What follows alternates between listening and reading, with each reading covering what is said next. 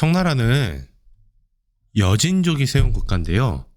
일단은 청나라의 건국자는 누르하치라는 인물입니다. 이 인물은 1580년대부터 이 여진족 사회를 하나씩 통합해 가기 시작합니다. 1590년대에 조선에서 임진왜란이 터지던 그때는요, 이미 사실 어느 정도 세력이 있는 상태예요. 그래서 조선한테 우리가 군대 빌려줄게, 너네 그 외적을 이렇게 막아라 라고 사신까지 보낼 정도입니다.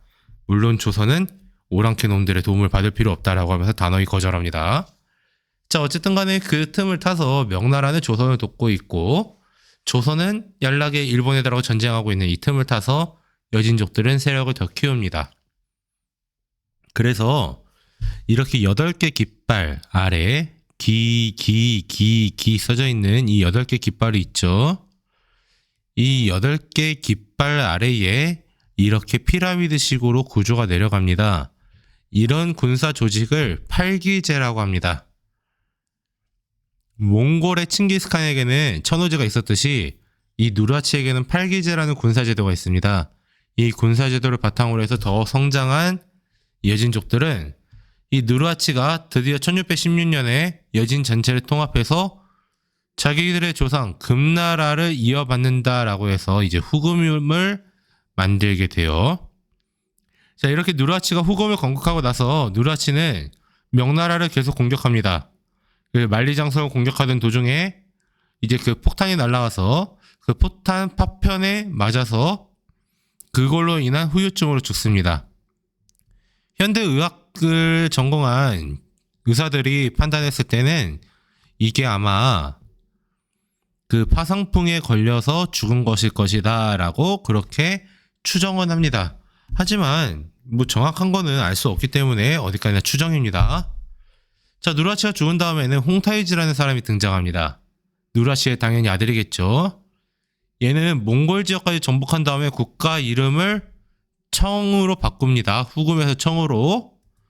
그리고 홍타이지는 사실 왕자 시절부터 조선을 별로 안 좋아해요. 그래서 조선에 대해 늘 적대적인 감정을 갖고 있었는데, 특히 청나라로 바꾸고 그 황제로서의 대관식을 치르던 그때 조선 사신들이 거기에 대해서 황제한테 예를 갖추질 않았습니다. 오랑캐라는 이유죠.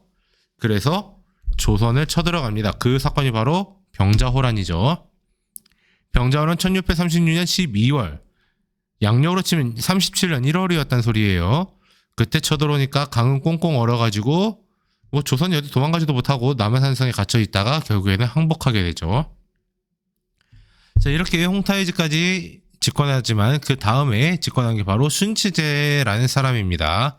어렸을 때 황제가 돼요. 자, 근데 1644년 명나라가 멸망을 합니다. 이 멸망할 때까지 이 청나라는요, 만리장성을 넘지를 못합니다. 하지만 이 멸망하니까 우리 보스가 사라졌네? 우리 이제 여기를 막을 이유가 없는데? 라고 했던 이 만리장성에 있던 오삼계라는 사람은 바로 이제 바로 전향을 해서 청나라로 갈아탄 다음에 이 청나라의 앞잡이가 됩니다. 자, 그렇게 해가지고 결국에는 이 청나라는 오삼계라는 사람의 인도를 받아 베이징으로 들어와요. 근데 이 청나라가 베이징을 들어왔을 때 크게 거부하지 않았다라고 합니다. 그게 사실 이유가 있는데요. 이 이자성의 그 농민군들, 이자성의 난을 일으켰던 걔네들이 왔었을 때 얘네들이 하도 포악하게 활동을 했었다라고 합니다. 고위관리들의 집을 막 약탈을 하고 사람 죽이고 때리고, 여성들은 뭐 겁탈한다는 게 사실 강간한다는 소리거든요. 이렇게 하니까 얘네들은 이제 거기에 대해서 이자성의 농민군에 대해 거부 반응이 있었죠. 근데 청나라 애들이 오삼계라는 사람의 인도를 받아 베이징에 나타났는데, 얘네는 거기를 점령하고 나서 나는 명나라의 그런 명나라를 그냥 이어받아서 중국 대륙을 그냥 안정화시키러 왔어 라고 해버리니까 크게 사람들이 거부 반응을 일으키지 않아요. 그래서 차츰차츰 중국 대륙을 장악하기 시작하고요. 그래서 이 순치제 때는 베이징에 입성하는 그때 수도도 북방의 심양에서 중심부인 베이징으로 수도도 옮기게 됩니다. 이렇게 해서 대륙으로 진출하거든요. 그렇게 해서 순치제 때를 지나서 이 청나라는 전성기를 맞이합니다.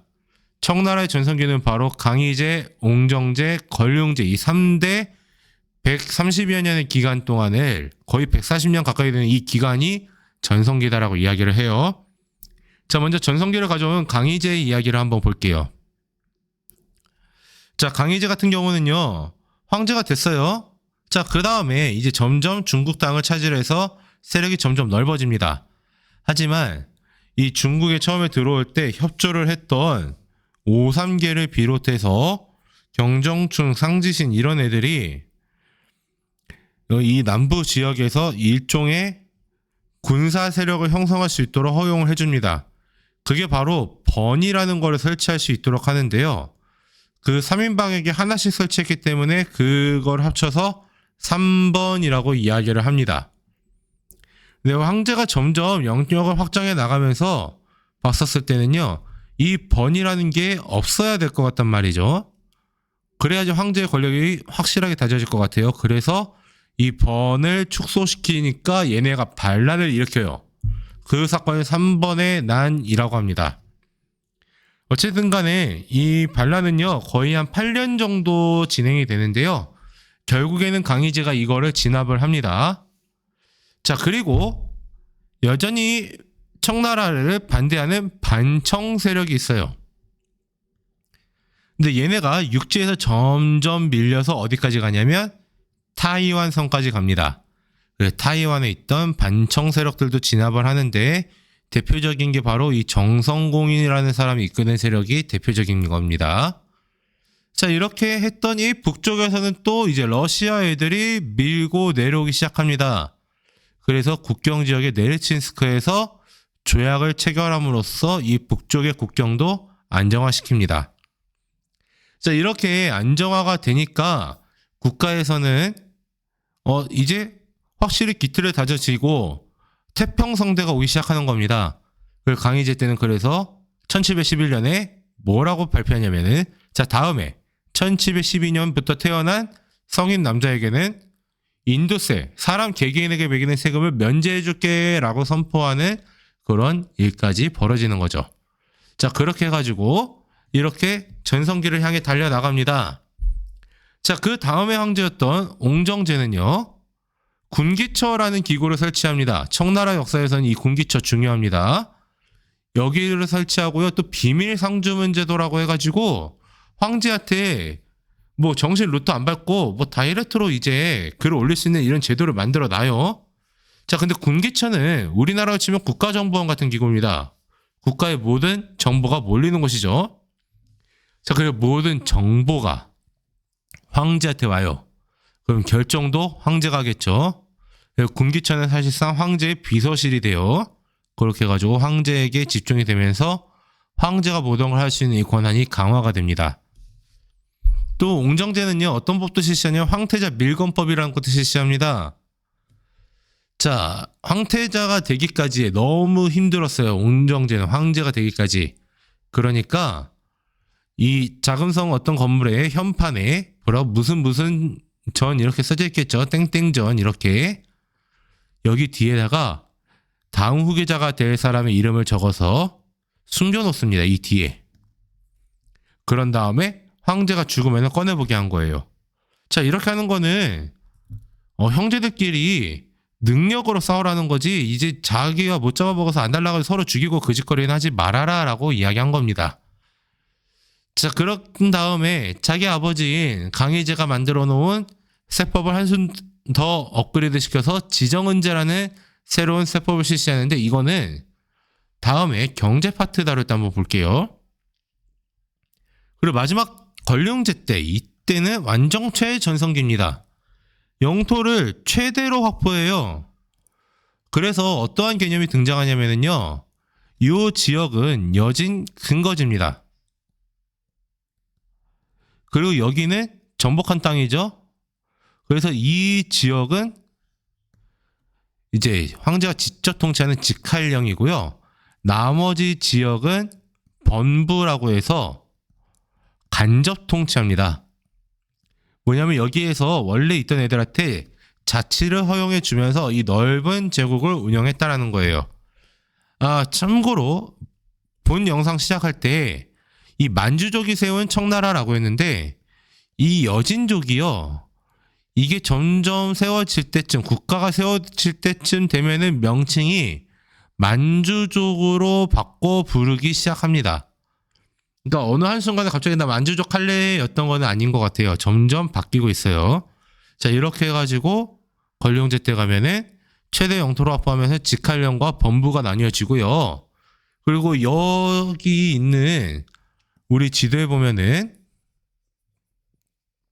현재 중국 국경선 북쪽에 이 지역이 어디냐면 몽골 지역입니다. 근데 여기까지 완전히 지배를 했죠. 그래서 청해 황제가 몽골의 칸까지도 같이 겸임하는 일이 나타납니다. 자, 그리고 권룡제 때는 남부지방에서 이제 서양인들이 나타나서 자꾸 교역을 요구하기 시작합니다. 그러니까 허가된 상인들을 통해서만 교역하는 공행체제를 실시하는데 이것도 대외무역 관련된 거 이야기할 때 좀 더 자세히 한번 볼게요. 자, 어쨌든 청나라는 누르하치에 의해서 만들어진 이후로 쭉 발전을 해서 이렇게 권룡제 때까지 최전성기를 옵니다. 제국이 공식적으로 건국되고 나서 200년 정도밖에 안 됐어요. 자, 이때까지 최전성기를 달려오는데 이들은 세계적인 대제국을 건설했던 몽골보다 오래 갑니다. 자, 그들이 왜 오래 갈 수 있었을까? 바로 한족의 통치를 어떻게 했는가라는 거를 통해서 볼 수 있을 것 같아요. 청의 한족 통치 정책은 우리가 유심히 있게 쳐다봐야 되는데요. 먼저 이들은 강압책을 실시합니다. 한족들에게, 원래 중국인들에게 강경하게 대응했다라는 겁니다. 어떻게 강압적으로 하느냐 보면 첫 번째 변발, 그 다음에 호복. 호복은 자신들의 복장이에요. 그 다음에 변발은요, 헤어스타일 여기 한번 보시죠. 청나라 전기, 청나라 중기, 청나라 말기 이렇게 써놨습니다. 자, 앞에 머리가 하나도 없죠? 근데 이제 중간 정수리쯤부터 해가지고 머리를 쭉 이거 댕기 닦는다고 그러죠. 한 갈로 이렇게 딱 따서 늘어뜨리는 형태입니다. 그러니까 앞에 머리카락이 자라도 그냥 밀어버리는 겁니다. 자, 이렇게 했는데 중국인들 당연히 반발하겠죠. 특히 성리학 사회에서 이거 머리카락 하나까지도 다 부모님이 주신 거라고 이야기하는 이 사회에서 반발이 매우 심할 겁니다. 근데 이제 황제가 어떻게 하냐면은 열흘 안에 해라. 안 그러면 니네들 다 처벌할 거다. 라고 하니까 살려면 어쩔 수 없이 해야겠죠. 자, 그리고 강압책으로 또 대표적인 게 바로 문자의 옥이 엄청나게 일어나요. 뭐냐면은요, 이제 그 한족 출신 지식인들이 글을 쓰다가 은연중에 청나라 애들, 만주족 애들을 까는 경우가 생겨요. 만주족, 그러니까 청왕조를 비판하는 책을 출판했다. 그러면 문자의 옥이라고 해가지고 대규모 옥사가 일어나서 그 글쓴에 들어가고 감옥에 들어가고 유배가거나 아니면 심할 경우에는 죽이거나 이러는데 청나라 때는 죽이는 경우는 별로 없더라고요. 어쨌든 간에 이 문자의 옥이라고 해가지고 대대적으로 이 청나라 왕조를 비판하는 글을 쓴 애들, 은연중이라도 쓴 애들은 다 잡아다가 감옥 넣고 막 서적 출판 금지시키고 이런 사건이 벌어집니다. 자, 그러니까 이 중국인들의 두뇌를 통제하겠다라는 거예요. 그러니까 니네들은 화이론에 입각해서 우리를 얕보니까 그딴 거 없이 우리가 다 강하니까 니네들 다 눌러줄게 였던 거죠. 하지만 이렇게만 하면 역효과 날 거예요. 그러니까 회유책도 병행합니다. 자, 바로 만한병용제인데요. 중요한 관직에 만주족과 한족들을 같이 같은 수로 등용을 하는 겁니다. 그러니까 고위관리들 같은 경우도 만주족 절반, 한족 절반 이런 식으로 해가지고 중국인들이라고 할지라도 늘 관직에 진출할 수 있는 길이 열려 있는 겁니다. 그렇기 때문에 과거제도 실시하는데요. 몽골 제국과 비교를 해볼게요. 몽골 제국 같은 경우는 과거제를 일시적으로 폐지를 합니다. 하지만 얘네 청나라는 그냥 줄곧 쭉 실시를 해요. 그리고 한족의 문화를 정리하는 대규모 편찬 사업도 추진하는데요. 강희제 때 고금도서집성이라는 책이 만들어지고 권룡제 때는 사고전서라는 책이 편찬이 됩니다. 자, 이럴 때 이렇게 편찬 작업을 통하는데요. 고금도서집성은 일종의 백과사전류라고 보시면 되고요. 사고전서는 중국 역사 총정리 집이라고 보시면 될 것 같아요. 사고전서 총 125권인데요. 한문으로 써진 책은 한글로 번역하면 곱하기 3, 4로 늘어납니다. 그러니까 실제로 엄청 방대한 양의 책을 썼다라는 겁니다. 자, 이렇게 해서 강압책과 회유책을 병행해 가면서 병도 주고 약도 주고 이러면서 같이 나아가니까 청나라는 몽골 제국과 다르게 300년 가까이 유지가 될 수 있었습니다.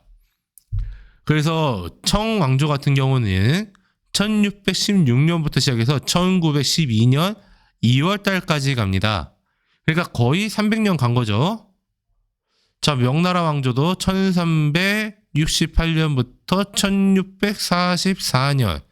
얘들도 거의 300년, 청나라도 거의 300년 갑니다. 근데 청나라 같은 경우는 특히 북방에서 들어온 애들이지만 300년을 갔다는 거에서 또 의미 있게 볼 수 있는 겁니다. 자, 이렇게 해가지고 청나라 처음에 나라 건국되는 것부터 해가지고요. 이렇게 전성기 달리고 있는 것까지 봤는데요.